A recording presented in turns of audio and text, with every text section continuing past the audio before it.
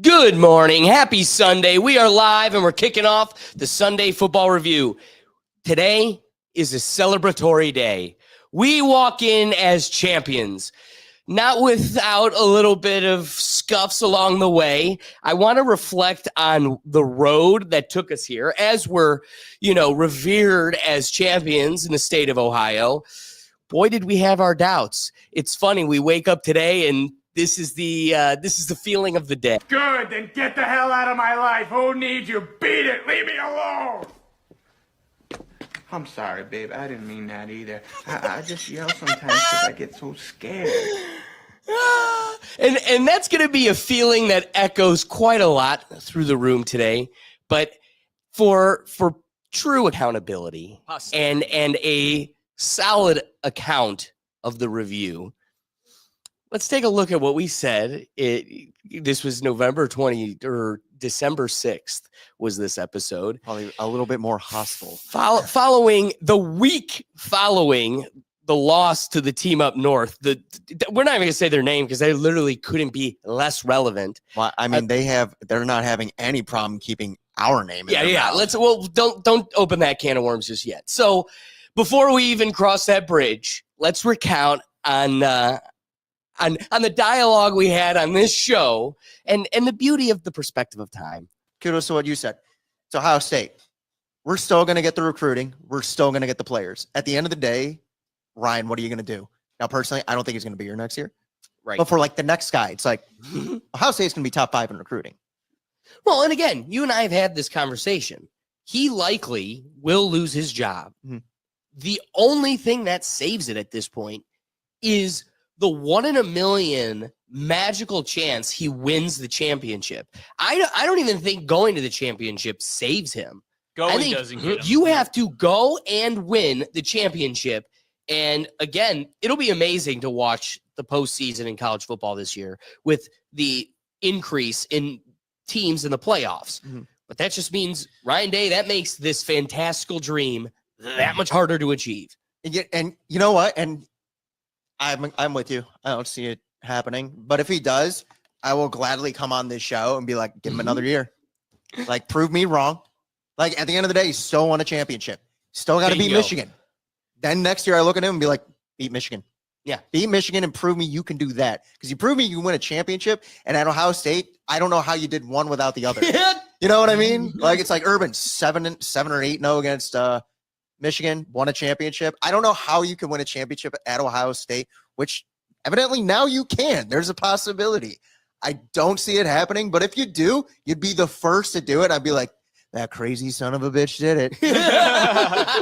That son of a bitch Michigan, but goddamn, you won a championship. Pay this guy.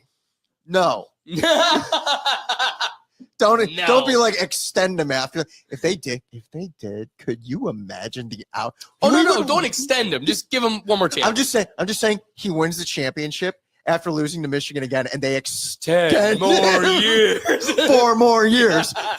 Dude, I would be on Twitter like just with a bag of popcorn going like, this is great. This is great. They hate him. Crumble. They hate him and he won a championship. Like, that would be the biggest, weirdest day on Twitter. Just pick. So what are your thoughts with this new perspective of time? Essentially what I said. Like, the guy earned his job. It is crazy when you look at like Wait, no, we can't just casually snuff it off. Would you extend them on top of it? 100%. Exactly. 100%. Exactly. So it's like buying low, like right now. Like, if anything, you should have extended him. Funny enough, we said he shouldn't at the time. You should have extended him right after the Michigan game. His stock couldn't have been lower.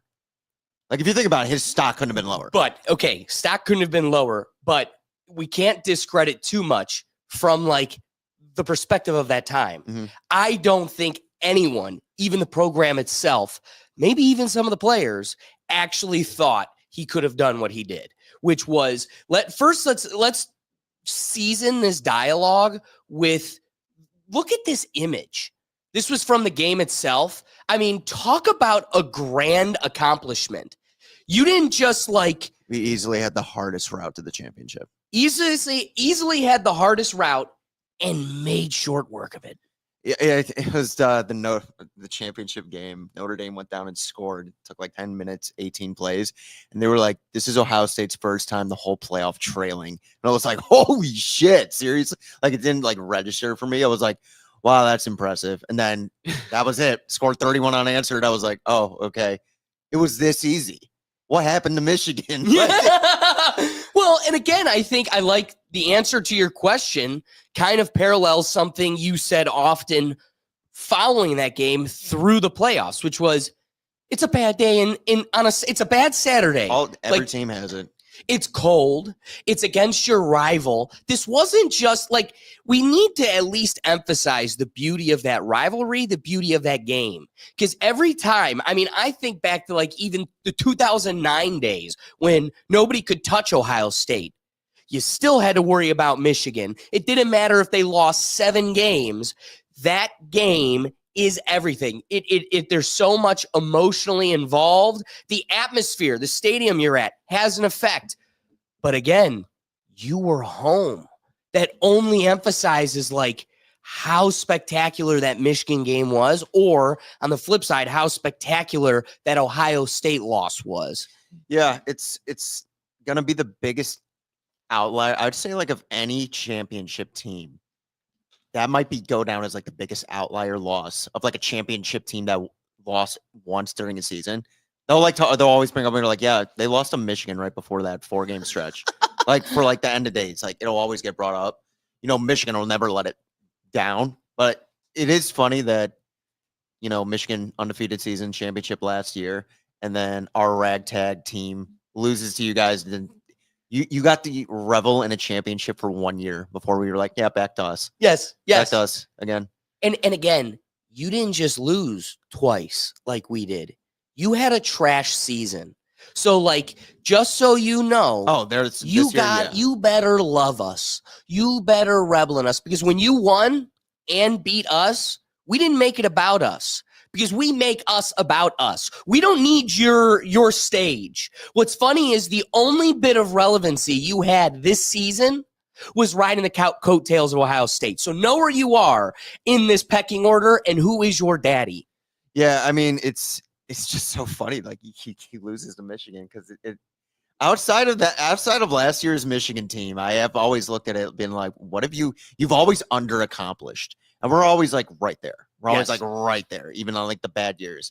Our bad year. Funny enough, this would have been a bad year if he lost one of those playoff games. How crazy! He would have lost 3 games. That would have been like, that was a horrible season. And instead, he won out and won it. So like, but then Michigan wins it. They lose 5 games, and it's like, oh, come on, like you're Michigan. I'm so sick of this Ryan Day born on third base bullshit.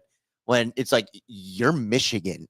And you had no head coaching experience prior to it. And he rightfully was given the job. Like, I had no issue with them hiring him after his whole interim thing. Like, are we not going to act like Michigan is in the third base program? Like, is that how Michigan fans, is that how you internalize your program? You're right. You're born on first base. That's where you're at, because that's how we've made you feel the last 3 decades. And again, these Voldemorts above us get so lucky when we allow them to boast about a victory that came in a year where you literally had a cheating scandal. You literally had staff and coaching that couldn't be on the field with their team because of the severity of your cheating. And it's almost like when you got caught cheating and that cheating was held against you. Talk about the fall off of a lifetime. Doesn't matter if you're spending $400 million on your team. You still ain't without cheating. Yeah, it's weird that nothing came of that, really. Unbelievable. Crickets, man. Crickets. Jim Harbaugh just like went to the NFL, no issue. Goofy khaki Jim. Like, it's so bizarre. But for Ryan Day, I'm happy for Ohio State. I'm happy for the fans. The players as well. They seem like a good group of kids, you know. I am the most happy though for Ryan Day. Oh yes. Like, I earned. Not just earned, but it felt like the most Ryan Day-esque way to win this championship. Every adversity you've been told you've had your entire career was thrown in your face right after the last game of the season, and then you won a championship. And like such a way, it felt so Ryan Day. Like, it just felt like, Yeah, this is him. Like he always, sometimes he comes up short in ways you're like, how did that happen? Still pulled it out. And like knowing, especially like all the death threats and like, Ohio State fans are psychos. Like we are psychos. Man, we're learning that this Like, season more than ever. Oh, I've known this. Like it's been yeah. like 6 but years. this of, year like, has really exemplified but it. this year- Santa is dead to children. yeah, like it. The 10% of Ohio State fans are like that. They're psychos. They ruin it for everybody. It's why the whole country hates us. We revel in it because we are the Ohio State. And yeah, we won it again. But if Ryan Day didn't, like in the clip, you're like, hey, even if he makes the championship, I could see them firing. I could have just seen him quitting and like, I don't need this shit. Right. I don't need to deal with you people. You psychos. Like you have Kirk Herbstreit, Nick Saban, Maurice Clarett, and others going on and being like, Ohio State fan, chill out. A bit ridiculous. Especially, and I've always thought this about Ryan Day. Same kind of Jim Tressel will always have in the highest regard. Like classy guy, class act, old school guy. Urban Meyer. Ohio State fans love Urban Meyer. He's a skeezy scumbag. Like we know how he is. Like that's like personally, you've never heard anything bad about Ryan Day, like in his personal life or anything of that nature. Like he just seems like a good, wholesome guy. Family man. Yeah. No young 20-year-olds on his lap at a bar. He's been married to the girl he met in his childhood. You know, his father tragically died young, you know, in very like, I don't want to say the word, but like bad circumstance. That never got brought up really these past 6 years. The only thing you ever heard was he's underachieving. He's living in Ryan Shano, born on third base, fire him. We haven't won a championship left. Right. That watching him throw the headset after the Jeremiah Smith reception meant the world to me. I couldn't imagine being in his shoes in that moment. After everything, I couldn't have been happier for Ryan Day. People watching, you and I, we lived the clip. We all made the comment. Looking back though at the December 6th, I don't regret saying any of it. No, I very much was in that perspective of time. That's the beauty of this. And it's like, it's a cool thing to like look back and say, because it's like, now it's like, for like Ryan Day, you're in a conversation always now with Paul Brown, Urban Meyer, Woody Hayes, Jim Tressel, Ryan Day. You can't take that away from this guy, regardless of the Michigan stuff. You cannot take it away. And if Ryan Day were to say beat Michigan the next 4 or 5 years in a row, wouldn't surprise me in the slightest. Like it truthfully wouldn't. Like knowing Ohio State, it's like, oh yeah, now on those Saturdays, we're not off. We're on, foot on the neck. That's how it could be. But very happy for him. I loved it for us. I don't know, like it's so great. Second playoff in a row. And that's the beauty is I love when they instituted the playoffs in 2015. We won. Took about a decade for us to get back here, but this evolution of increasing the games, and I would make the claim, making that run more difficult no matter what team it is. For us to come in, first year it's instituted, and dominate again, it's in Ohio State fashion. Now, one of the things I've kind of just been flirting with, every time I talk about dominant football states, I always say Texas and Ohio, and mainly the focus being Texas because their youth programs are literally insanely obsessive. Yep. But clearly that isn't what's working, because I'm going to double down on a stronger point, which is, as much as I've always kind of held that point, I want to make the claim, bold claim, hot take. I think the tide is turning, and I could say Ohio is the football state. We have the Hall of Fame. We are where it started. We are the dominant force, and greats breed here. That's where that is what it is. Like many greats come from here. And when they don't, we have the millions because of creeps like Les Wexner to bring them here. I loved it all the way up until the last part. It just put like a bad stain. I was like, oh, just come on, man. Just leave that one out. Well, because I want to talk about the money.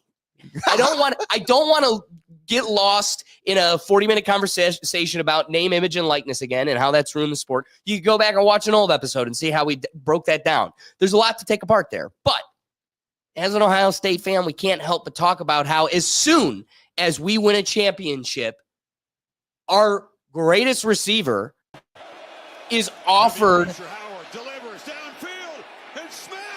money. That was such a cathartic play to watch live. Yes. You know, like that was like 3rd and 11. And I'm like, God, boys, just get the first down. Like I did not like the first 2 play calls. They did like a quarterback sweep on 2nd down. I was like, what are you doing? Right. Like this is not the time to be doing that. And then just like a ballsy play, man coverage. I'm throwing it. He's being offered $4.5 million to leave our team Yep. and enter the portal Yeah. I mean, these kids are Nick Saban said it perfectly. These kids are free agents every year. every year. every and year and here's the thing. Even though they're a free agent, so now you're saying Ohio State needs to offer him more than $4.5 million to stay, essentially, right? I mean, sure, unless he just decides not to go. Like he could just stay for like Who's doing that? if I were him, I wouldn't leave. Like, where are you gonna go? I know the team that offered it to him, but why would you go to that team? Like, why would you go to What that team was it? It was Miami. What? Miami Hurricanes. They're throwing money around left and right. Like they are throwing money. They already got the Georgia quarterback, Carson Beck. But if you're him, you're at wide receiver U, and you were the best receiver in college football. At wide receiver U. You're going to make how much money if you stay on this team, knowing you're going to go to the end? You're going to make what, $3.5 million a year? Oh, they give me $1 million more to go to Miami. You have Carson Beck throwing to you. Like at the end of the day, it's like when you're that level of talent, knowing damn well, and Ohio State's probably going to match it, but like say they didn't match it. We can't match the 4.5. We'll keep you at 3.5. But you're playing for Ohio State. Or you could go play with Carson Beck in Miami. He's a You won't see the playoffs. He's a great thrower of the football. I mean, he left Georgia. He was that good. He left. Oh, by the way, he went to Miami to go hang out with his girlfriend. That's why he's there. You could go play with that guy, or let's run this back. Yes. You know, And be in the postseason. that's the thing. It's like Ohio State had a quarterback just leave in the transfer portal, go to Cal for $2 million. But it's like, yeah, they couldn't guarantee you were starting. We have 2 young like freshmen coming up that are 5-star recruits, and they're probably, we can't guarantee it. I don't blame that kid for leaving to go to Cal. I would look at Jeremiah Smith and be like, you left for $1 million more, and in 2 years you're going to be a top 5 pick if you stay at our school. What are you doing? Yeah. But again, that's when it comes to name, image, likeness thing. It's like it gives those level of athletes like him that opportunity to be like, 1, they're going to offer me more money. Ohio State. 2, I'm at Ohio State. Doesn't get much better for Miami. What are we doing? Like just knowing the team. I don't blame these schools offering him the money. Well, if you got but the like money, if you're make him, it happen. it's like, what program are you going to go to that's better than this? And again, I don't want to reflush a whole dialogue, but this does kind of flirt with the point that I made the last time we talked about image and likeness, which is this just comes down to which team has the richest fan base. And like I said last time, I think in the SEC it's Texas. Because like you said, Ohio and Texas. Texas has got money. They got that oil money. We have Lex Wexner up here and numerous others. Just like a great alumni base. Like He so knows much money. what Victoria's Secret is. He hasn't told anybody, but he knows it is worth a lot of money. And it's like that's why I think it's like I think the Big Ten, Texas, sure, some Florida is gonna have money. Like Miami has money. Like in Florida. I couldn't imagine Florida Gators do, but I can imagine The Rock has Right. some money to make Miami relevant again. right. Like you have Shane Gillis now jokingly after like the Notre Dame loss, like, oh, we're gonna run a comedy show and give all the money to Notre Dame. Like people are going to start doing stuff like that. But you do Ooh, not have the alumni base that like Ohio State, Michigan, Penn State, and them have. that would be huge. But But that's what I again, now mean. you're flexing who has the strongest fan base, celebrity-wise, just business-wise. And I would look at anybody and be like, I don't care. I don't give a fuck. The Ohio State has a better fan base than you. But doesn't that come back to some of the things we find problematic with like baseball? Yeah, but I look at the dorks that complain about baseball and be like, it's always been like this. Shut up, dork. Like the Yankees. Go up to the Yankees right now and be like, hey, we're going to get a salary cap and give it to all these teams. We're going to take away $350 million of your cap just to make it a little bit fair for the Twins. Dork, no. Like at the end of the Money day, it's like talks. it's always been like, yes, money talks, and you're gonna what? Talk my way out of having all this money? Dork, no, we're not doing that. So whenever people always make that argument, oh, the Indians don't spend enough money. Yeah, we're not the Yankee money, dude. They have like 27 TV stations for the Yankees. Probably a bit excessive, but that brings in some money. It's in a It little brings bit. in a little bit more money, but like for like these universities, it's like, oh, well, the alumni base is going to feed into the NIL. I guess we're going to do pretty well because it's huge if you hadn't noticed. Oh, by the way, Lex Wexner. Yeah. A lot of other factors here. Like, Good thing George Soros hates football. and the thing is, we didn't ask for it to be like this. So the fact that we didn't ask for this name, image, and likeness thing, and now we get to use it, abuse the shit out of it. Abuse the shit out of it. Buy 7 championships. I don't care. Right. I don't care. You thought gold pants were bad, selling gold pants? Dabo Just wait. Sweeney in Clemson was definitely getting money funneled through the church because he's a holy man and would never do something like that. All of a sudden, Clemson is a national contender every year. I never heard of them before. All of a sudden, Trevor Lawrence and Deshaun Watson. I was like, where did this team come from? Oh, the church was probably giving them money. Now, we don't know that, but like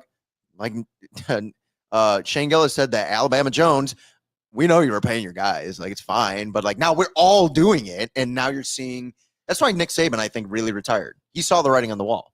You're going to bring in Texas, Ohio State, and all of them have stupid money. I have to do book sales and cookie sales and bake sales to get more money for this university. All Ohio State has to do is just say the money, money in the pocket. So no, it's like when it comes back to the MLB thing, it's like, no, I can't get mad at these teams that have all this money. No. It's just the way it is. And how are you going to look at these universities now? Once you open up the box, can't really close it now. Right. Well, I think it'll be interesting to see how the landscape evolves, but it's going to evolve fast. And like you said, it's beautiful because we're going to be at the tip of the tide. So as we kind of close the dialogue of an Ohio State championship, I don't want our bias and excitement for our team to overshadow some of the other valuable elements to that game. I don't like Notre Dame at all, and I was excited to give them a good old humbling wallop because they think they run with the Lions, but they'll always be a zebra, and zebra's going to die.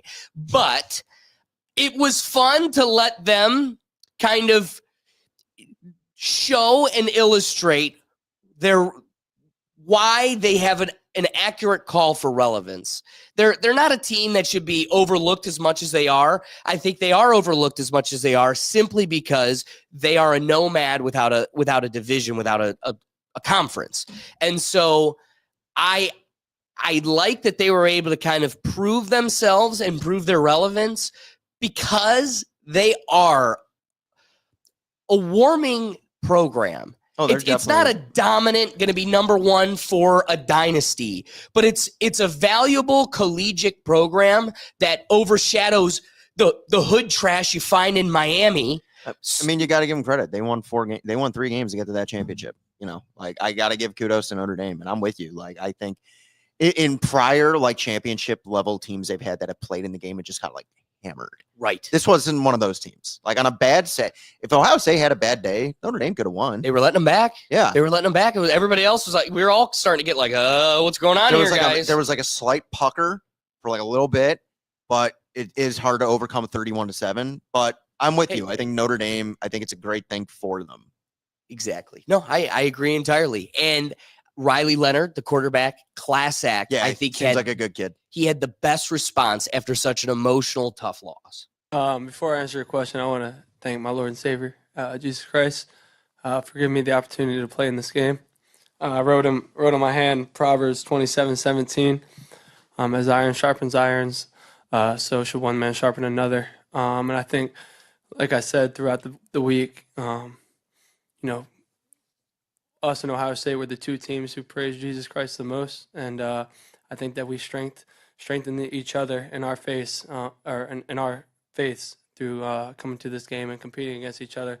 So I'm happy to see godly men come out on top, no matter what the circumstances. I'm very, happy to praise Jesus in the lowest of lows as well. I think as far as this program goes, we've learned a lot. We've been through ups and downs. I've been through ups and downs. I don't even recognize the person I was before I got to Notre Dame. And it's all credit to these guys beside me and everybody else in the locker room.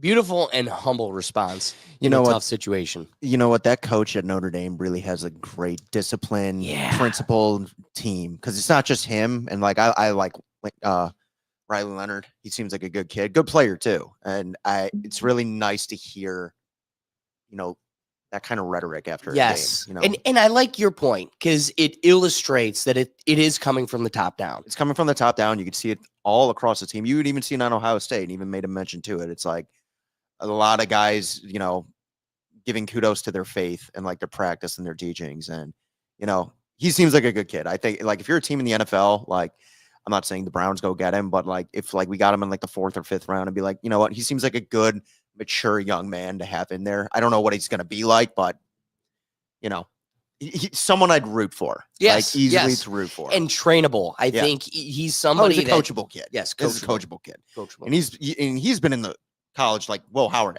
was like out of school for like 2-3 years, then transferred to Notre Dame, like Will Howard, Kansas State, then over to Ohio State. Like good coachable young men with a good attitude on their shoulders, and like you can't ask for more than that. No, I agree entirely.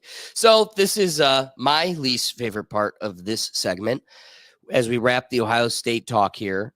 If you guys recall, 2 weeks ago, we did a little in-studio bet here to make it interesting, to kind of flush out our predictions. We all gave a score of what we predicted the Ohio State Notre Dame score to be. And the farthest off from that, we agreed had to suffer and drink an ice.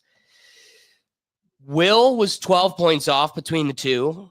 Doug was 14 points off between the two. And I was 16 points off between the two. So That's not bad. That's not bad. Like that's It's not a also bad not spread. wonderful. It's not a bad spread. No, we did all right within each other. It was a tight, You had the more defensive battle.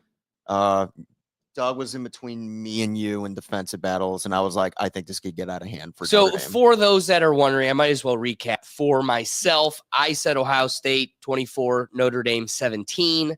Will had the best or most accurate score with Ohio State 31, Notre Dame 14. And Doug was just behind Will with 27 Ohio State, 16 Notre Dame. So while I hit my parlay pick and finally got to have like a Sunday where I didn't ruin my gut biome, somehow I managed to squeak one in anyway. So Remember, there was a point during the season where you're like, "Come on, guys! Like, I don't even have to do these." I guarantee you, I don't think you've had a Sunday where you haven't done one since. yeah, probably. We got like a few weeks in, there and was you're like like, 4 weeks in a row where I didn't do any. And now this is, I think, week 7. So let's get it done. humbling. I actually was not expecting them to do this early. Well, we got to end it when we do our Ohio Dude, you're State getting stuff, really you know? good at these now. Like you. Oh my god. After the Super Bowl, it's okay. Just like let me talk. Like you could just listen. After the Super Bowl, you should get like a little segment, like make a TikTok of just like you, all of us of- hitting the ices. No, but specifically you these last 7 weeks, and just Just watch how like quicker. yeah, that's what I mean. Yeah, like I you're like actually, that. Let's time it. I was like, See? you're actually getting better at this. Like, I need you to First week it was like a struggle. Now you're like down the hatch, bitch. Like we're getting this over with. Woo! Like if I were to race you now, like I'd be humbled. Like I know I'd be humbled. It's the weekly training. You just got to dedicate yeah. yourself to a craft, and It's- it'll grow. It was like first few weeks, it's like you could see like you're breathing a little bit too much while you're doing. Now it's like pucker the nose, down it goes. Woo! This is a way to kick off the NFL approach here. Before I'm that excited. though, Yeah.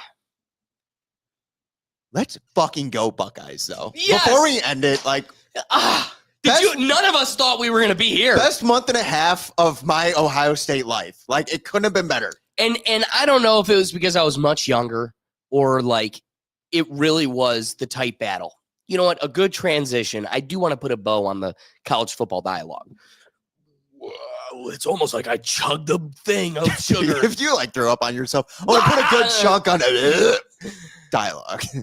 So I saw a clip because I don't listen to it. You couldn't pay me to listen to it, but the Kelsey brothers and their podcast, I know, I saw it too. they had a clip where they were pouting. I don't like it. I don't like this college football playoffs. It's gotten too long. And the big Kelsey, the lug of a lineman, the one that assaults random people and seems to be quite a psychopath, but we all love him because he looks like a teddy bear. He's got a beard. He's fluffy. This dude goes, I hate it. I don't know if it's just because I'm old or what, but he literally says it's too much college football. Is that a thing that people can say? Boo. I just like look at him and I'd be like, sure, yes, he can say that. But I look at him and be like, dude, for freaking years, people were arguing we want more. And then the first year we have more, which I think has been the best college football playoff, you were having people, you got a bunch of unks up there going like, too much college football. Shut up, fat ass. Shut up. And I also have a chip on my shoulder because it's so clear. All of Cleveland, I'm projecting. We don't like LeBron. If you talk to real people, we don't like him. So there's like a void. And it's Jose Ramirez. But you look at two clowns that have sold their soul to the Illuminati, and they're like, hey, there's this fresh market for the picking, a void that you could fill. You should be the Cleveland guys. And no matter how hard the Taylor Swift Kansas man or the trash from Philadelphia tries to convince me they're the people of Cleveland, you are not one of us if you did not thoroughly enjoy 5 games of Ohio State running it. Even the game before that, we lost. Oh, Michigan. Okay. And this was the funnest run of just emotional cinema. Yeah. It went from honestly. tragedy to we literally showed a clip of you and I 3 minutes, burn it down. Get rid of the coach, start anew. Burn it down. To now, down to the ground. This is the greatest. This was the greatest run ever. That's cinema. Yeah, honestly, it was such a romantic feeling. Yes. Like And people you're going to say you're Ohio boys and go, too much, didn't love it. Yeah. Then you're not one of us. Want to know why? Simply, they went to Cincinnati. And Cincinnati is little brother forever. Yeah. You'll always be little brother forever. Yeah. You are always kind of Ohio because you squeaked your way in, but we know it. You know it. You're just Kentucky with an Ohio hat. I got nothing for that. It's true. You know you're Kentucky. We know you're Kentucky. Where is the Cincinnati airport? Oh, well, that one's across the river in Kentucky. Golly, but fly on into Cincinnati. They're like planes that like flap the wings. But we're Ohio boys from Cleveland. You know, but like the whole like is too many games things. It's like Michigan won 15 games last year. Taylor Swift is his sister. But like Michigan won 15 games last year. That was before the 12-team college football playoff. How many more fucking games do you want? Or less games do you want? Right. Like it's such a dumb argument. I'm like, we won 14-2. That's 16. Y'all play one more. What are we doing here? What is this? How is that your argument against? Especially when there's so many teams. Like, again, that's the reason we called for it. Think of it this way. Ohio State beats Michigan, right? Say, hypothetically. Then you play the conference championship game. Then if you lose that and still make the playoffs, you got to win 4 games. Bingo. You know, like then you're playing 17 games. What are we doing here? What a dumb argument. Like, it just doesn't make, like, fucking years, all you heard was all these college, well, we should expand it to 8. Then they were like, screw 8, just go to 12. Like, we skipped the 8, we went to the 12. And in 2 years, people are going to be like 16. Yeah. Don't kid yourself. Like, they're going to push it as close to what D3 is with like 32 teams or 64 teams. March Madness of football. Yeah, exactly. That is what they're going to push for year after year. And you have like Beavis and Butthead from Cleveland up there going like, there's too much college football. If I watch your fucking team win today and I have to hear you go, everybody counted us out. No one thought we could do it. Everyone said the Chiefs couldn't do it. No one said that in their life. Not even the refs said that. And you and your Peter Griffin brother are going to say some ridiculous shit of there's too much college football games. He is the Peter Griffin because he's fighting chickens everywhere he goes. Every time he's in public. I enjoyed the college football play, not because Ohio State won. Like, I enjoyed the other games more than I've enjoyed the NFL playoffs. Yes. And you know what's funny? I got to be honest with you. I'm just admitting my own faults. I've kind of rode the fence of college football's better. And let me tell you about the road I went on. When I go to a D1 school, Miami University, Miami of Ohio, that gets walloped by Ohio State, that is almost like an irrelevant team that is relevant. It's D1, but it's practically irrelevant. We go to the games. You can't even convince the students to go. It's a dead stadium. They're slowly building it back up. I heard Doug for 3 years go, if they just added beer to these games, they would. Then they added it, and he's just a little bit better. He's like, see, I told you. It is All better. you needed was beer. Dude, and he's and an it is idea guy. snowballing. But it is because the program's getting better, Doug.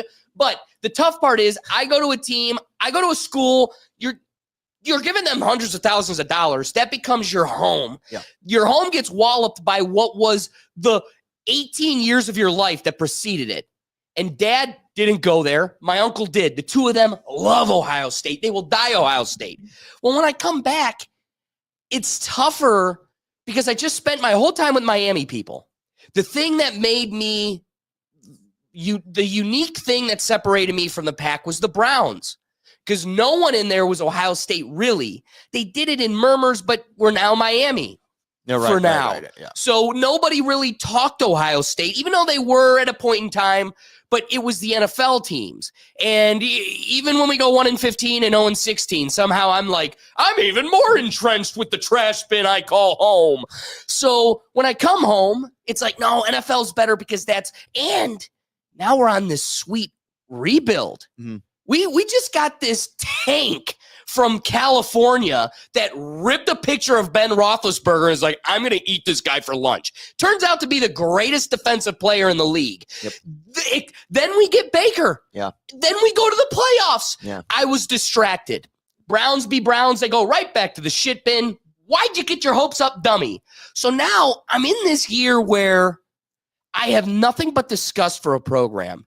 You made me pretend to cheer for a sexual creep, and the team was an embarrassment on the field and off. Now you're looking at clean football. And so because I lived this weird period, this year more than anything emphasized the beauty of college football. Yeah, it is the I agree. best. The way a game can change. You're seeing breakout. You'll never see as many breakout plays in a NFL game that you see in college. 60, 70-yard runs. Well, you've noticed, I don't know if you've noticed, not to cut you off, Please. but my cousin and I were talking about it yesterday, and we've slowly mentioned, like, you know, like a lot of the NFL is starting to change their offense to be more college-like. You're seeing it in more recent years, but like you are right, for like the standard was always like, again, they're amateurs. You're going to see bigger plays against amateurs rather than professionals. So, Well, I want to let's have a little debate here, because one of the things I want to push on is I feel the opposite. I feel the NFL has become more reserved and conservative. You don't see huge bomb plays as much as it feels like you used to. The Chad Ochocinco days felt like there were a lot more bombs downtown than there are now. Now it's tight. It's like chess. Yeah. You're doing strict, tight screens. You're doing just 5-yard and outs. I mean, really, you're seeing a lot more of evolution in screens than anything else. But what I guess this year of college football emphasized to me the most, Derrick Henry, that dude on a weekly parlay, you'll hit your yards. You might even get a touchdown. He's someone you can rely on. Since Tennessee, I really have not seen many 65-plus yard runs. unless And it's Saquon. tough. And it's tough. I'm not saying it's an easy thing. You're talking about the highest level of competition. Well, that's the thing too. Chubb would do those things, but now you put on a college football game, a game that you would never really get that excited for if it wasn't for the playoffs, and you're watching. Pick one of the lower rung teams. You watch them, and you're like, this is so exciting, even if the losing team's out of it. Well, it's one of those too. It's like the NFL, like it's just so corporate. Yeah. And like you really see it. And it doesn't help when, like, again, the Browns are like a dog water franchise, especially at the moment. But like with college, like there's always like that school spirit aspect to it. And like these are kids, like these kids are going to be accountants. Right. They're going to, be a real estate agent, But like on this Saturday is free safety. Yes. He's different, you know, so He's like there's the something to that where it's like with these professionals, like you see it, one, you don't see as many big plays because they are professionals. And you can see like how a guy from like Iowa State or Central Michigan is in the NFL, but like they'll win like 4 games a whole year and be like, oh yeah, but like he was one gem on this team. He could go to the next level. Whereas like, I mean, hell, like Will Howard, it's like I'm not looking at this kid. Like he just won a national championship, and I'm not looking at him like, oh, he's gonna be Like some Joe Burrow. like exactly. But you both went to Ohio State. You both won a championship in different ways for different schools, both with different trajectories. And there's something like very unique about that. Whereas like in the NFL, it's like, look at who's playing today. You got a random rookie, which is on a stellar season. You have Jalen Hurts, who's played in the Super Bowl. You have Patrick Mahomes, who always winning Super Bowls. And you have Josh Allen, who's never played for a Super Bowl, but is always like in the top 4. You know, like there's, you know, who's, you can look at the NFL and kind of look and be like, We know where this is going. and sure, you could say the same thing with college, but with college, it's like, I don't know these kids though. Right. I don't know all these kids. Patrick Mahomes next year, the Chiefs, even if they lose today, yeah, they're going to be there next year. Yes. They're going to be right back here next year. It's going to piss us all off. They're going to say they doubted us. They didn't think we could do it. Dynasty. They never said we could do this. Shut up. You know, whereas with college, it's like you could have an Arizona State put up a game Yes. against Texas, and you'll be like, who the hell is Cam Scatabo? Didn't even know you existed. Look at that wild white boy running the ball. You're just like, this is crazy. Yeah. In the NFL, it's like, you know exactly what the script is more written out, it almost seems, for the NFL than college. Yes. Like, who would have predicted, hey, you're going to lose to Michigan, 4-game run, you're going to win every game by 10 points? What? And we can have a dialogue like this that romanticizes college football to such a degree, and then Beavis and Butthead from Cleveland come out and say, too much. I've had my fill. I'm full. Well, you want to know why it is? Because their check hadn't cashed yet. So, like, they weren't told Exactly. what opinion to have. So they just went with their Bingo. other one. So transitioning now to the folks cashing their checks in a system that you would be amazed how many just like random people I talked to this week that are like, Las Vegas, its intervention is crazy. And you're like, oh my God. I'm so glad you guys are finally seeing. But speaking of Las Vegas intervention, talk about the craziest turn of events. One of the things we're doing in the NFL this postseason is we have bet another misery shot of ice for the person that predicts the least amount of wins for the NFL playoff bracket. So we've got the playoff bracket, and we're trying to see who can predict the most victories, or have the best predictions. The first week it was dead even.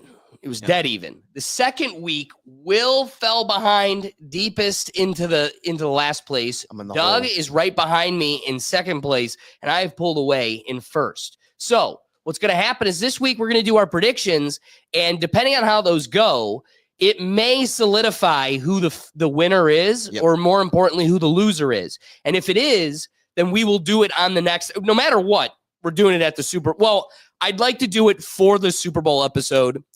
We may have to do a recap after if we need to use the Super Bowl as a tiebreaker, potentially like between you and Doug or whatever it may be, myself included, who knows? So this week we'll do our predictions. Loser next week's going to have to chug an ice, or we're not doing next week's episode. Pro Bowl is a nothing week. We've got no football, so we're taking the football week off. We should do a show and just talk baseball. That would be perfect. No basketball. Cavs are on a cold streak, but I still think they're dominant. Yeah, 3 guys who suck at basketball. So let's talk about it. Yeah, who glow under the lights. We're just like, let's talk basketball. Yeah, playing basketball and getting a sunburn from the lights. So, kicking it off, one of the things that none of us predicted, and yet was probably the craziest turn of events this past week, man, nobody saw the Lions going down. All day Not today. even them. Just like, Commanders are going to stop the Lions. Commanders +5 is a lock. Oh, you ready for the Commanders to come into Detroit?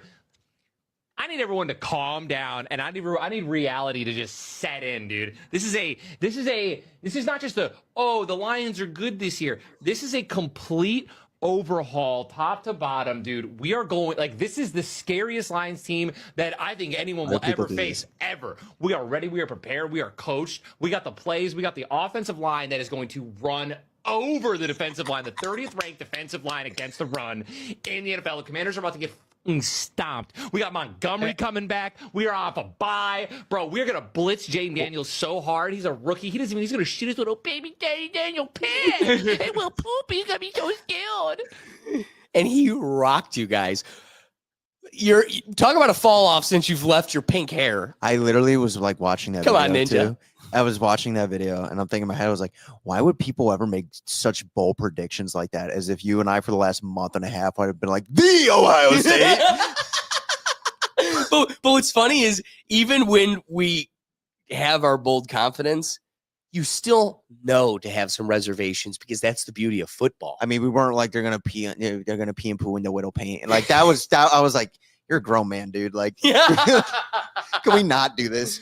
Speaking of grown men, how about the Lions coach full of tears? You lose these games, man. It's like the players. It's hard not to like this guy. You know, Yeah.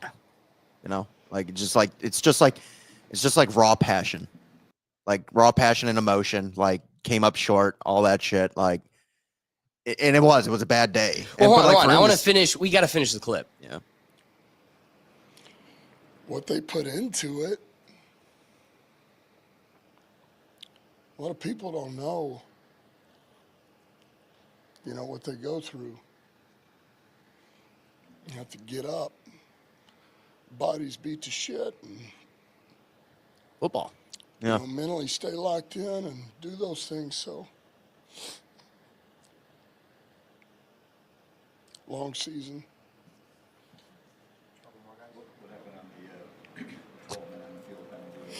It's my fault. Get it together, coach. It's my fault. Yeah, it is. All right. What were you saying? Raw emotion? I mean, I'm not gonna hate on the dude for that. Like, he is an emotional man, and like, Seems so. and it's like that's why his players love him. Which again, there is no doubt there is a reason to be emotional at that time. Yeah. Here's where I loved your comment right when we kicked off the clip. Starting to not like him. You know why I didn't say that. I said it. I said I see why they like him. Oh, well, I'm saying I'm starting not to like him then. I thought that's what you said. For me, what's getting annoying is you have the pieces. Like Right. if you looked at the Browns, you knew when we were going to go to the postseason and when we weren't. And you know when we're in a rebuild and when we're not. You guys were in the same situation. You rebuilt and never had to go back down. You've stayed at the top. You've been a dominant force. Holy hell, what a season.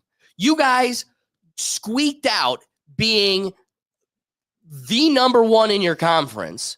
Who won? I can't remember. The Vikings or the Lions? Lions Right. beat the So Vikings. so you get the first seed, which if you would have gone back to week 1, that would have been our prediction. Yeah. Every week as you didn't lose, further confirmed that. Even the ones that you did, the few that you did, it was like, well, that's called high competition. The Vikings, like early on in the season, you've had tight games. Even when you didn't, Mhm. you were a clear force. What's starting to change my opinion on the coach is you've got all the pieces. Like you said, with teary-eyed at the end, it's on me. And what's really emphasizing the on me part and is evolving my opinion is how many years are we going to see you hat in hand full of eyes and tears before I run out of empathy? Because I experienced this same press conference last year and the year before. And the year before felt so real because it was like, dude, you were doing it for a whole city. They've never been here. Now you've been here. You've walked around the block. And it's like, damn, every time we walk the block, you're here crying because you can't deliver. My counter argument to that is we could say the same about Ryan Day. You just want to, But he won. But again, But do you see how our opinion evolved? It's almost like winning is everything we're signing up for. So if Detroit wins the Super Bowl next year, are you going to come on and be like, "Oh, I forgive him"? Wait, for that? wait. Like, Am I saying it's a hypothetical? It's a hypothetical. Right. You know? But let me really emphasize what I'm saying. I would take him as a coach over Stefanski. Well, Okay. yeah. So I'm not saying fire him. I'm not No. saying he's failing. Yeah. But I'm tired of his like, dude, yes. Be the head of the team, be the heart of the team, lead by example, stop crying every year you fall short. Guess who I've never seen cry? Josh Allen, who you just gave the same accolades to for steadily being there and always being a reliable force. Dude, you're a reliable force. You're also just not a man. And I'm just getting sick and tired of the first, like I said, at the first time I saw you crying, I was like, oh man, I feel that. The second time I was like, I get it. Now it's like, dude, get it together and win, or just be comfortably complacent, just making it into the playoffs, because the crying and stuff it's getting old for me. I mean, it's your opinion. I have like no issue. I have no issue with him showing emotion. Like all that time, all that effort came up short. And he's for me, I had to just look at you and be countered as, yeah, he's always been like that. I don't know why like he would lose after, and it's especially like in a game you were picked to win. Like you should have won. You were the better team and lost. I'm not saying like, oh, I love that he cries, but I'm just like, I get it. Like it's Ryan like Day didn't cry, and you just compared him to him. But it's like Ryan Day, yeah, but for like 6 years, everyone was saying like, oh, Ryan Day will never win the big game. It's like, once you do it once, you've done it. As Jim Harbaugh, as Jim Harbaugh in Michigan. For 9 years, you didn't win much of anything. Like you won games, but not the big game. Ended a national champion, cheating all things aside, you still left the national champion. So all it takes is Andy Reid was a coach for 20 years. Like he never cried and everything, but after 20 years, people were like, man, is he ever going to win one? Now he's won like 3. So it's like, But here's the difference. We're not talking about the Ravens, who can lose a Super Bowl. We're not talking about the Bills, who can lose. They could lose a Super Bowl, but as of recent, haven't been to it. The problem is, like the Browns, the Lions haven't even been there. So if you're playing a video game, this isn't even like continuously losing to the big boss. Mm-hmm. It's you can't even get to the big boss game. And I know how much of an extravagant feat it is to do that. But I think we're also overshadowing, dude, you've got all of the pieces you could possibly need to do it. Yeah. So now the common thread is less and less the coming and going wide receivers or your running back, and it might be the guy pulling the scheme. yeah, but I mean, this guy just came up short. Like I'm not very much looking at the tears thing and be like, oh, he's less of a man for that. Like I'm looking at it more like, hey, he's a passionate man. You know, this is his life. This is like what he's there for. Like he has all the expectations of the city, all the expectations of the fans, the organization, and of himself. And for him to like get up there and be like, yeah, it was on me. Like didn't throw any of the guys under. Well, I mean, you look at Goff and it's like, Goff, you played awful. Like you had an awful game. Terrible. Like, and didn't get up there. Like Kevin Stefanski, you would have got up there and been like, we got to look at the tape. But Like, even then, you know, it's for me, it's like, I don't view the tears as like, oh, you're less of a man now for it. I'm just more like, another piece that I don't necessarily see eye to eye with is they had a bad game. Nowhere near as much as the Commanders had a great game. oh yeah. And so where we've undersold the Commanders all season, it's you met your maker. Yeah. And that should tell you the exceeding level of talent you reach towards the end of this playoff run. like, And you keep hitting the wall. like truthfully, if you were to be like, what was the difference in teams? Quarterback. Goff had a bad day. Jaden didn't. Like Boy, that's did it. he Like not. once it comes down to it, it's like, what was the real difference? He had a good game. Your guy didn't. And your guy's played in the Super Bowl before, and this kid's a rookie. Like ultimately, like if you want to get down to the brass tacks of the game, it's like that's what it was. You know, but I can respect the coach getting up there, taking the blame. Like, especially like he's the most emotional guy. He's the most emotional coach in the NFL.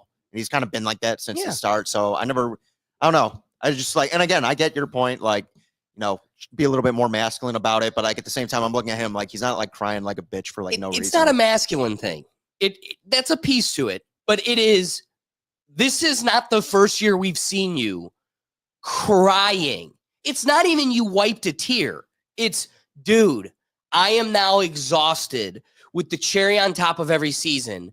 It's all about you and your emotions. You're sad. Maybe it's because it's a feeling I'm way too familiar with being in Cleveland. But I look at it and it's like, dude, get it together. I've now seen you. You are where we look at a failure team every season. And the thing we keep looking at is, well, the highlight of one of our teams was that we went to the playoffs once. Oh, then we did it twice. Oh, we won a game here. We won a game. I would give everything we've gotten for your season run. right? And now this is the 4th season where I'm watching you cry. It's like, dude, one, a lot of people who weren't even in the playoffs would give anything to be in your position. I totally respect the level of emotion, you building your whole life around this and all the weights on your shoulder, like you had exclaimed.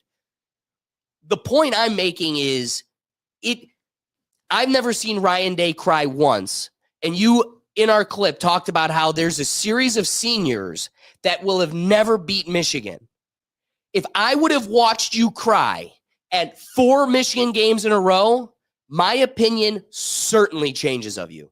And that's what we're experiencing. It's just a shift. Not that I think you're a woman or you're not masculine enough. It's I'm sick and tired of the poo-poo parade. We're all crying for the Lions coach who gets all the way to the end and continuously falls short of the finish line. Oh, I'm not crying for him.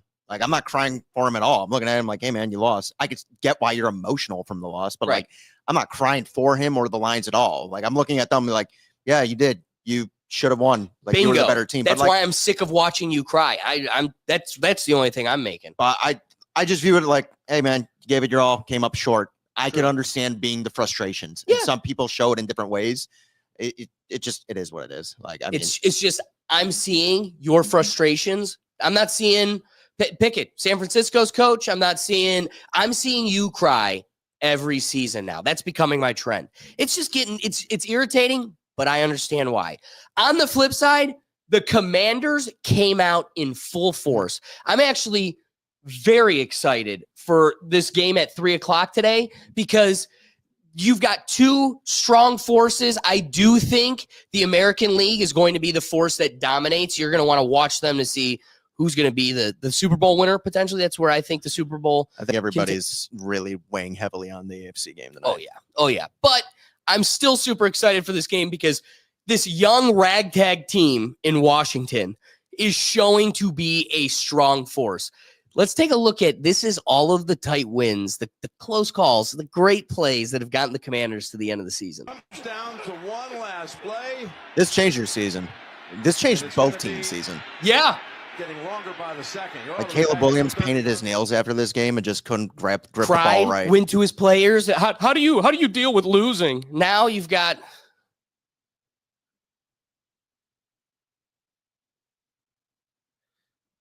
the GOAT. Oh, that's a hard one. Yeah. The Cowboys. Yeah.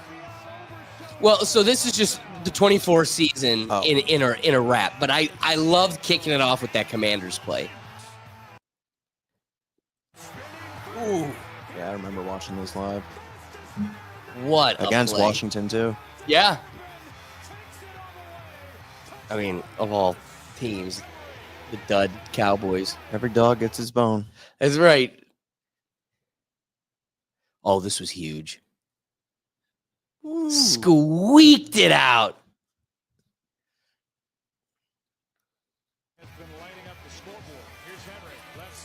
Derrick Henry was such a force this year. And again, you don't get enough of these plays. He had it, though. Look at it. It's on tape. He Boom. had one. Even though, funny enough, Saquon had like 2 70-yarders last week. That game, if you put any money on that game, it was hitting points, yardage, reception, passing, everything. There was more movement of the ball and points than we've seen. He had like a most 60-yard touchdown in the first quarter, and like your parlay, I was like, yeah, he's good. Oh, He's got so much time. I was well beyond it before the first half. It was like set. But Doug's our loser this week. Doug, I already forget what yours was. Lamar 40 by 1 yards yard. Oh, yeah. Oh, yeah. 40 yards rushing. 39 yards. I missed it by 1. Ah! Doug, don't you got a drink? Yeah. Oh, what a I mean, and again. Not a single Browns highlight. Gay. What highlight do we have? Winston in the Deshaun's snow. injury. Yeah, Deshaun's injury. I would have liked to see Winston in the snow. But keeping the Commanders' momentum going, their coach following their victory, I think amped me up with excitement I couldn't be more rearing to go for today's had game. a number of these guys that we've had to prepare for, and so the one thing is if he's going to run the ball, and if the coordinator makes a decision for him to run the ball, we're going to treat him like a running back, and we're going to hit him that way. So we're going to hit him that that's way. Their decision if they want to get him hit the way that he gets hit. That If doesn't they look like Dan they don't, Quinn. they'll keep him in the pocket. That's not Dan Quinn. But that's what we're going to do. Their intention is to they're gonna hit Hurts like a quarterback. If he's gonna run like a running back, they're gonna hit him Well, like that's a the running thing, back. like that, and like Hurts does get injured. He's been injury prone in his career because he runs more like a running back when he's running with the ball. Right. And hey, kudos to him because little bitch boy Patrick will like flop halfway out of bounds and get a 15-yard penalty. So respect to Jalen, man. Just don't get hurt. There's one clip I have for us with Oh, is it from last Patrick week's Mahomes. game? Well, no, it's going to be about the Bills. So before we get to the Chiefs, I want to reflect on the Ravens-Bills game was amazing. Oh, yes, it was. Couldn't have enjoyed Incredible. it more. Feel bad for Derek Andrews or for Mark Andrews because I know I feel bad for Mark. that is going to be something that haunts him forever. Dude, like never fumbles and never drops the ball, and he did both in one game. And Yeah. like such a both like very impactful moments of the game. Huge moments. And what I appreciate about this next clip is while one person is living a dream, the other is living a tragedy. Here's the moment when there's the end of the game. Mark Andrews loses the ball, and here's Josh Allen and Lamar Jackson. Yeah. Such a tough moment, and then such a great moment. Yeah, you know? I know. It really is. It's like tale of two sides. But again, hats off to Lamar. He had a bad game. He had a bad game, but he handles these moments. No, he's well. very mature. He's very Not crying. Consummate professional. Oh my god. Not crying. Very like a And they've consummate been there. professional, and it's like, but he and I picked Baltimore to win. He's not good in the playoffs. Right. Like this has been such a repeating trend. Like you could literally rank them, and the AFC guys, Pat, Josh, Lamar. And if I were to say what's the difference, Lamar makes the most mistakes. Josh makes a little bit less mistakes. Pat doesn't make mistakes. No. Like in these big games, he does not like. I love Lamar, man, but like Jesus, he threw this one pick like right away, and I was like, what are you doing, man? Like it's first down, 1st and 10. You throw a 30-yard out for like a pick, and it's like, and it wasn't like a good play. It was like overthrown. I was Right. like, what are you doing? Like no, that's a really strong point. he always tries to be Superman, and Josh has learned to be Superman less. and it's working And for him. Pat will be Superman, but he's never trying to be. He's just because he's so conservative with where he's going to put the ball. That's Right. why Pat usually comes out over top on Josh. But it's like Lamar will be in these games. You'll be like, what are you doing, man? Like you're going to run away with the MVP vote, and then you show up in the divisional round and be like, where have you been? Right. Where was this guy? Because we haven't seen him all year, but I'm glad you showed up in this game. You know? So we've been reserved to make that leap, but let's finally dive into it. The Buffalo Bills got a big game this week in the AFC Championship against the referees. It's going to be a tough one for them, but I think they're going to be able to pull it out. Against the refs.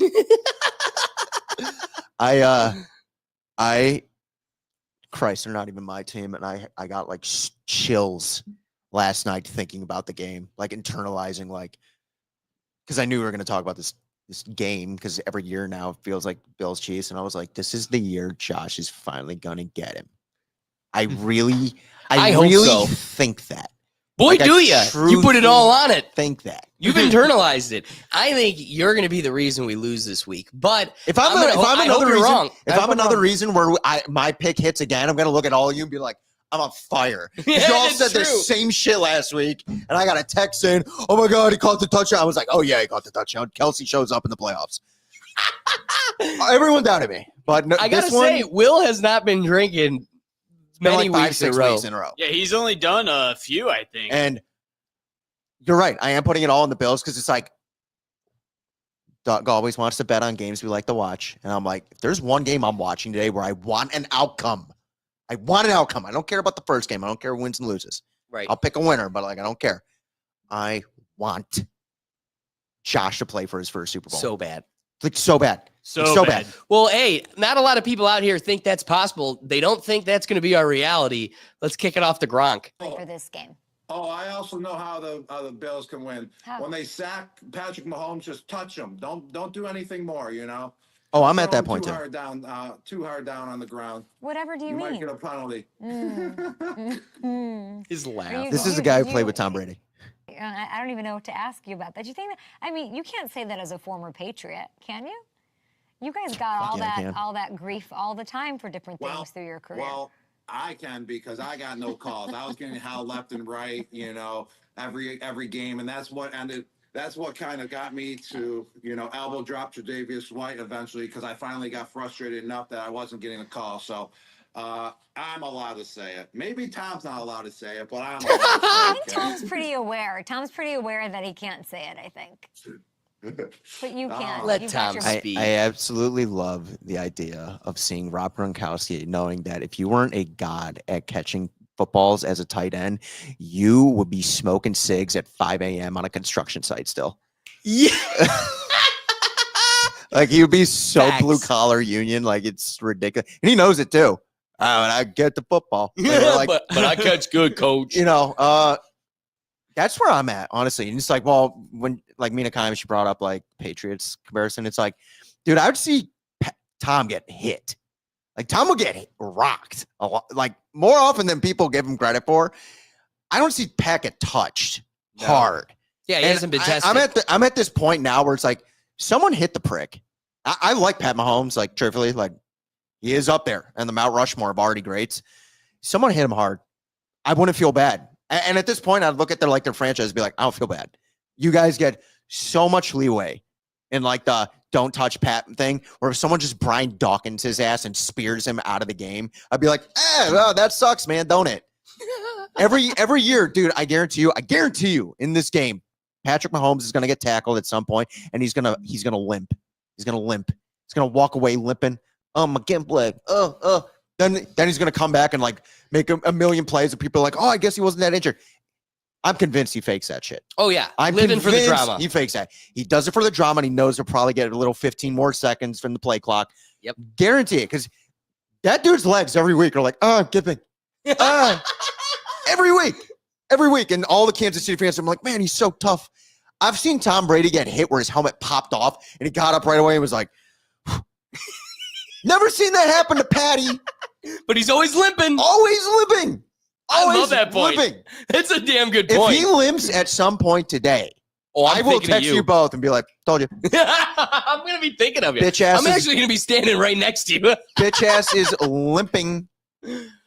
Speaking of a bitch ass, everybody in the world is rooting, except for Kansas City, is rooting against Kansas City. Yeah. And it is because not only do people,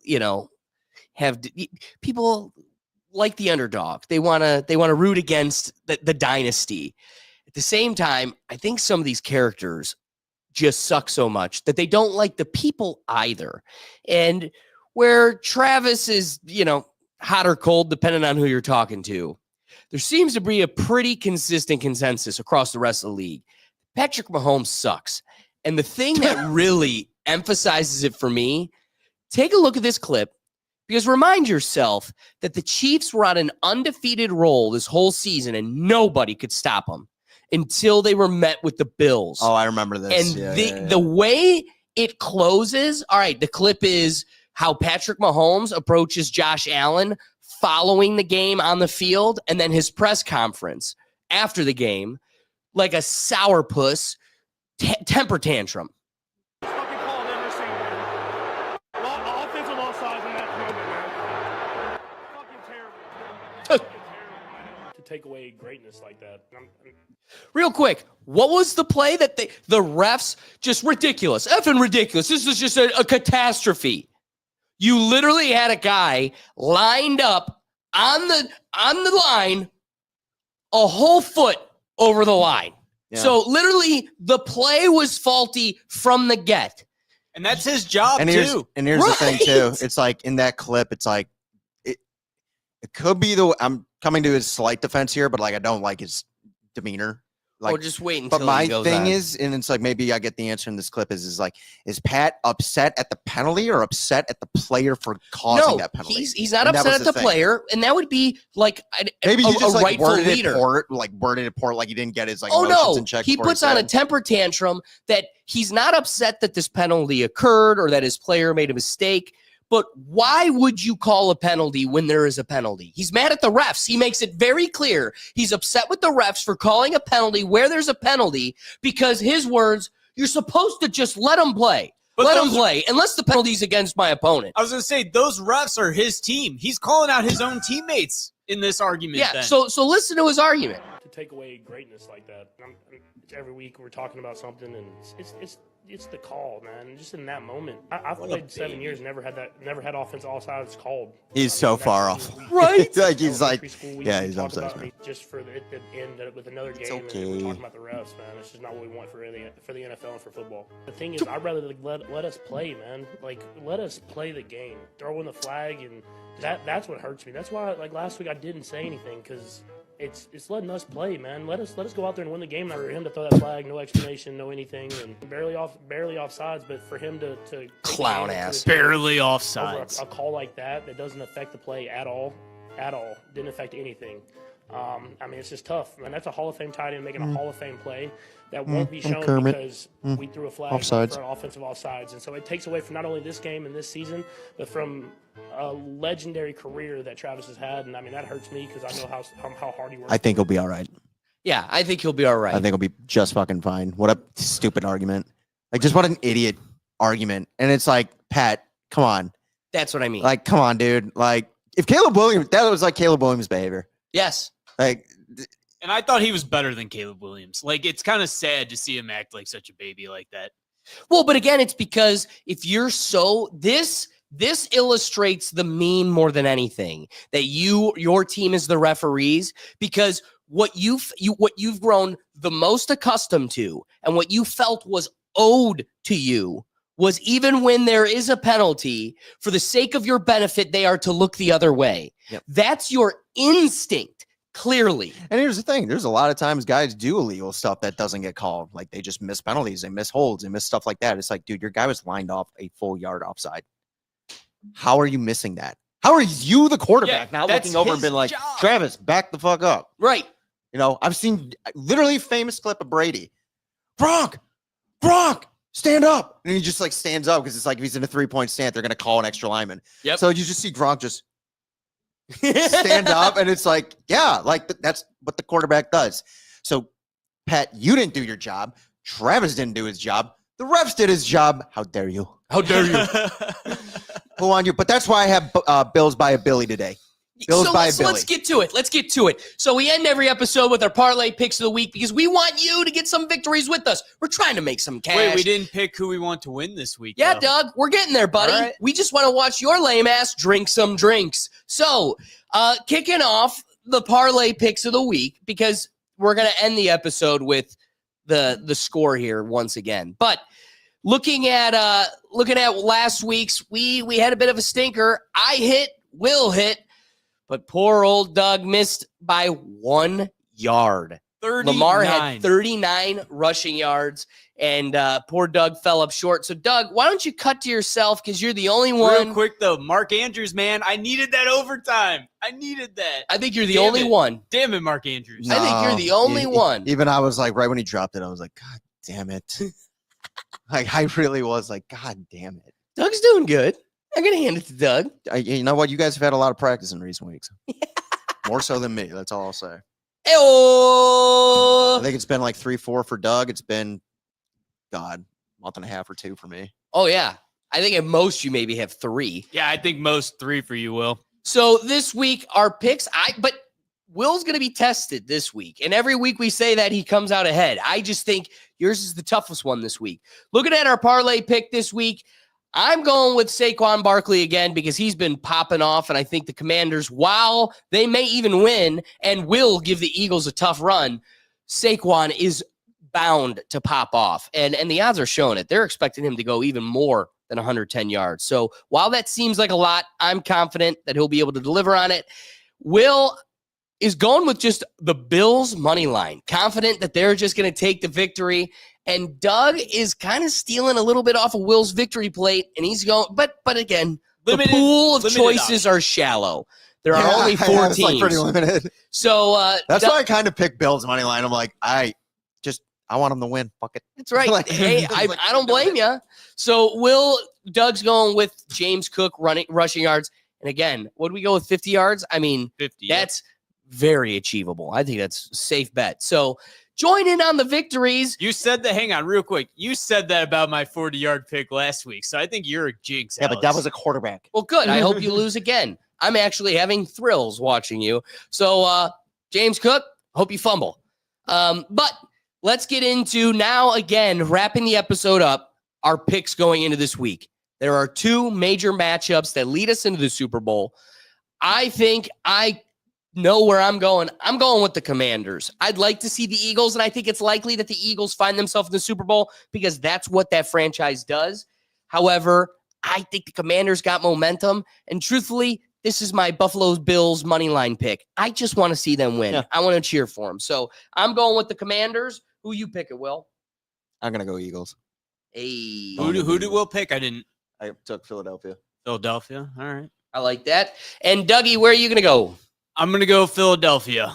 I love that. I'm going with the experienced team. That's strictly it. I don't really care. Again, if I lose, that brings you guys right back into the contention. Yeah. And if I win, that only buries you. Will lose, I still stay ahead of them. But it only buries the 2 of you even further behind me in my okay, weight. As long as Will loses, which he is still below me. So it works out. So there you go. Right. So, Doug, who are you taking in the next game? Yep. I'll wait for you guys. Nope. No. You're up. No. I'm not letting you do that. All right. I'm gonna pick Buffalo Bills. I'm taking the Chiefs. Just because of that, I'm taking the Chiefs. That's why I was like, pick your goddamn pick. And I like against I'm at the point where it's like, I don't care if I do this ice, but it's like, no, I'm making this interesting. No, what's your pick? I'm doing the opposite. You're gonna end up having to drink double then. Why would I drink double? Because if Buffalo loses, that is true. No, but like if Buffalo loses and Kansas City wins, and Philadelphia wins, you and I are tied. That is 100% true. That's why I'm doing that. Like I'm literally strategizing and be like, if I'm gonna have to drink an ice one way, I'm going opposite of you. So will either this is the only thing that could screw me is if Washington wins. Yeah. So right now I just need Philadelphia win. Dang, whatever, dude. I'll try to get back in this. This just made it extra juicy. I can't wait. I'm going with the Bills because you know what? I don't want here's what I'm looking at. What I'm looking at is even if I lose both of mine this week, that only makes us even, and it all comes down to the Super Bowl. I'm just trying to make it chaotic now. I want to root for the people I really want to win. Oh, I'm still rooting Bills. I just know if the Chiefs win, there's some consolation there. Especially when we were testing our predictions at the beginning of the playoffs, there was a lot more variability, and it made it more of a competition. Now, this is anyone's game. Yeah. Like, it's really tough to pick between the Commanders and the Eagles. It could go either way. It's really tough to pick between the Chiefs and the Bills because the Bills, I do internalize, are the better team. But the system is totally in favor of the Chiefs. Yeah. And that's the dynamic this week. Yeah. It is a tight competition.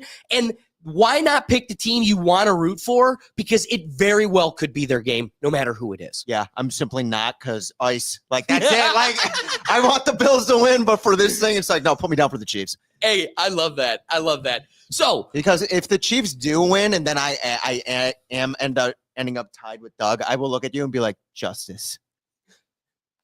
Bring on the Super Bowl. So, guys, thank you for joining us. Oh, wow. That literally we blocked out.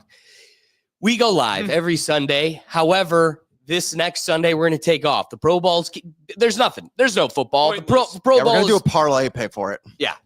No, a dodgeball. We're going to be doing a parlay pick on dodgeball at the Pro Bowl. Do they even have bets on the Pro Bowl? I mean, probably not. It's not even real.